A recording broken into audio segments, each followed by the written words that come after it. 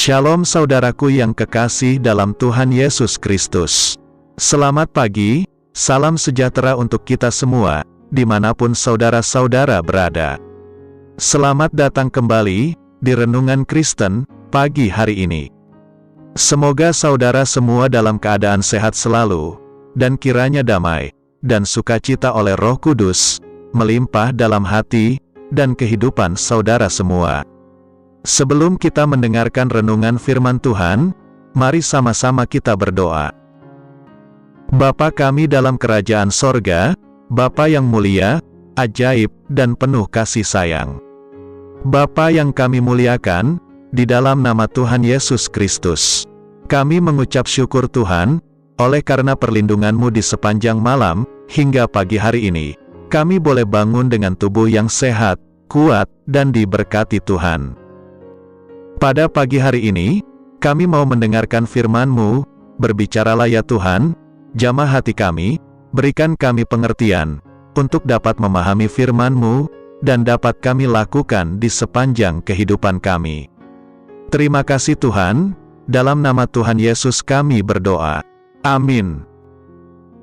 Saudaraku, ayat renungan kita pada pagi hari ini, terdapat dalam kitab Injil Markus pasal 2, ayat 1-4, yang berbunyi demikian. Kemudian, sesudah lewat beberapa hari, waktu Yesus datang lagi ke Kapernaum, tersiarlah kabar bahwa ia ada di rumah. Maka datanglah orang-orang berkerumun, sehingga tidak ada lagi tempat, bahkan di muka pintu pun tidak. Sementara ia memberitakan firman kepada mereka, ada orang-orang datang membawa kepadanya seorang lumpuh, digotong oleh 4 orang. Tetapi mereka tidak dapat membawanya kepadanya, karena orang banyak itu. Lalu mereka membuka atap yang di atasnya. Sesudah terbuka, mereka menurunkan tilam, tempat orang lumpuh itu terbaring. Saudaraku, suatu kepadatan orang memenuhi tempat Tuhan Yesus memberitakan firman. Ada 4 orang menggotong tilam, yang berisi orang lumpuh.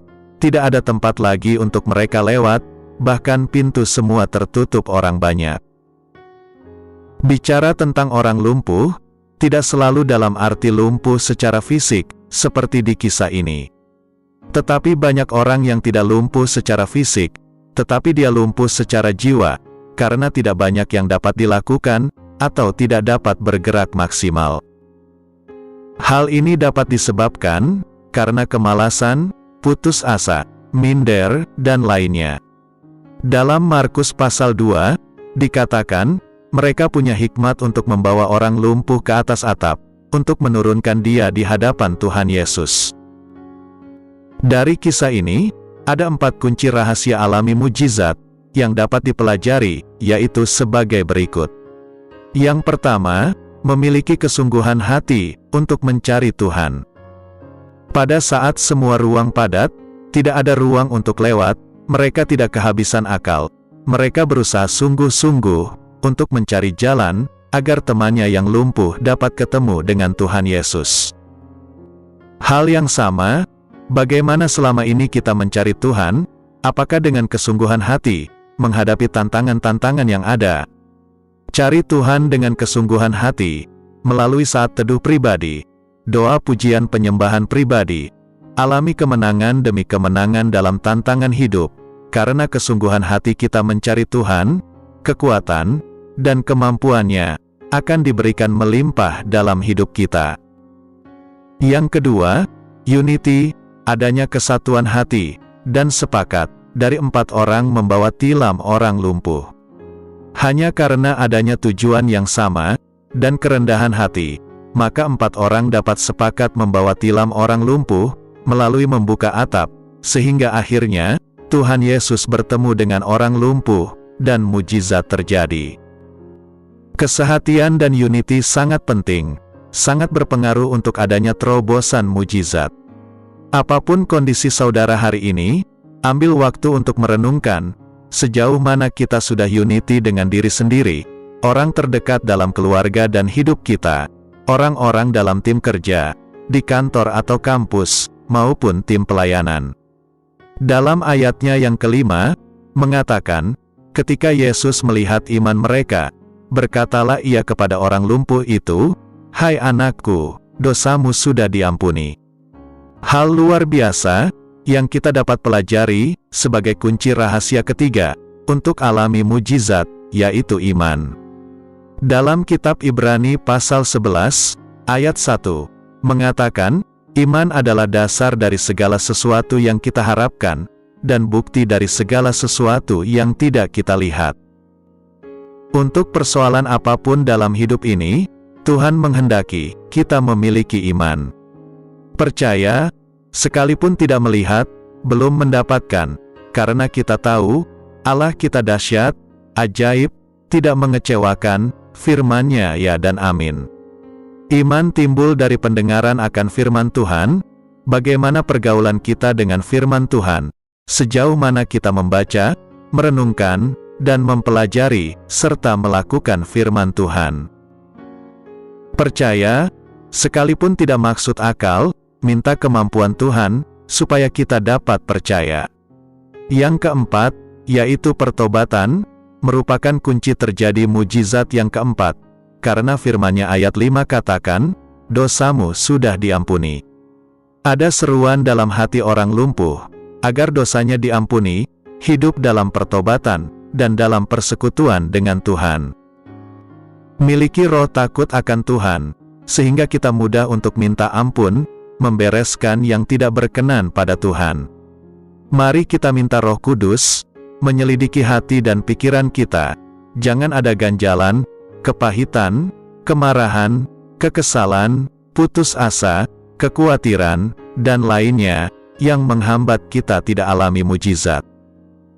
Bertobat, bereskan diri kita, sehingga mujizat dapat terjadi dengan luar biasa, dalam hidup kita. Dalam kitab Markus pasal 2, ayat 10-12, mengatakan, "Tetapi supaya kamu tahu, bahwa di dunia ini, Anak Manusia berkuasa mengampuni dosa, berkatalah ia kepada orang lumpuh itu, kepadamu kukatakan, bangunlah, angkatlah tempat tidurmu, dan pulanglah ke rumahmu." Dan orang itu pun bangun, segera mengangkat tempat tidurnya, dan pergi keluar, di hadapan orang-orang itu, sehingga mereka semua takjub, lalu memuliakan Allah, katanya, yang begini belum pernah kita lihat. Tujuan akhir Tuhan buat mujizat dalam hidup kita, adalah banyak orang takjub dan memuliakan Tuhan. Artinya, mujizat bukan hanya untuk kita alami, dan makin mengenal Tuhan, tetapi juga untuk orang yang belum percaya, menjadi bertobat, percaya, dan mengenal Tuhan. Penuaian jiwa terjadi. Suatu yang luar biasa, dari ayat 10-12, adalah, mujizat yang dialami berbeda, belum pernah dilihat, yang begini belum pernah kita lihat. Saudaraku, Tuhan mau buat mujizat yang luar biasa, yang belum pernah kita lihat, belum pernah timbul dalam hati kita, belum pernah kita dengar, itu yang disediakan bagi kita. Amin. Demikianlah renungan firman Tuhan pada hari ini. Semoga menjadi berkat bagi kita semua. Dan sebelum kita memulai segala aktivitas di pagi hari ini, mari kita berdoa.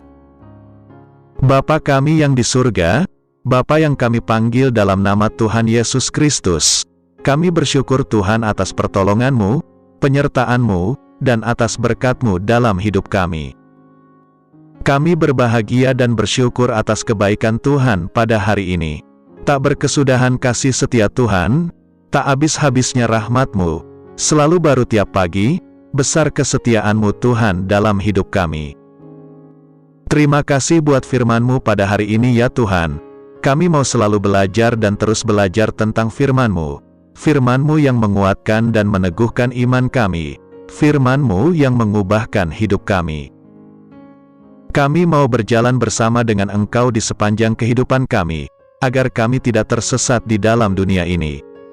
Kami mau melakukan firman-Mu ya Tuhan di sepanjang hidup kami, agar kami tetap kuat berjalan bersama dengan Engkau. Terima kasih ya Tuhan, buat kesempatan hidup yang masih Engkau berikan. Kami mau pakai untuk hormat dan kemuliaan nama-Mu. Segala pergumulan dan persoalan hidup kami serahkan di dalam tangan-Mu. Engkau yang akan menyelesaikannya bagi kami hanya berharap kepadamu. Ya Tuhan, hamba berdoa buat saudara-saudaraku, yang sudah mendengarkan renungan hari ini, yang saat ini sedang mengalami sakit penyakit, pergumulan masalah, kebutuhan ekonomi, kiranya Engkau jamah, sembuhkan dan pulihkan, berkati perekonomian mereka, serta berikan jalan keluar, di setiap pergumulan masalah yang mereka sedang hadapi. Dan ajarlah kami ya Tuhan, untuk selalu berharap dan percaya sepenuhnya, kepada Tuhan Yesus. Kiranya Engkau terus memberkati kehidupan kami, keluarga kami, sanak saudara kami, daerah tempat tinggal kami, bangsa dan negara kami, pemerintah-pemerintah kami, biarlah semuanya dalam perlindungan-Mu ya Tuhan, dan jadilah sesuai kehendak-Mu yang terbaik dalam kehidupan kami. Dan pada pagi hari ini ya Tuhan, kami berterima kasih buat perlindungan-Mu di sepanjang malam yang telah kami lewati. Pagi hari ini kami akan beraktivitas sebagaimana mestinya. Kami yakin dan percaya, perlindungan-Mu tetap ada dalam kehidupan kami, di sepanjang hari yang akan kami lewati ini. Terima kasih ya Tuhan, inilah yang menjadi doa kami. Dalam nama Tuhan Yesus, kami berdoa. Amin.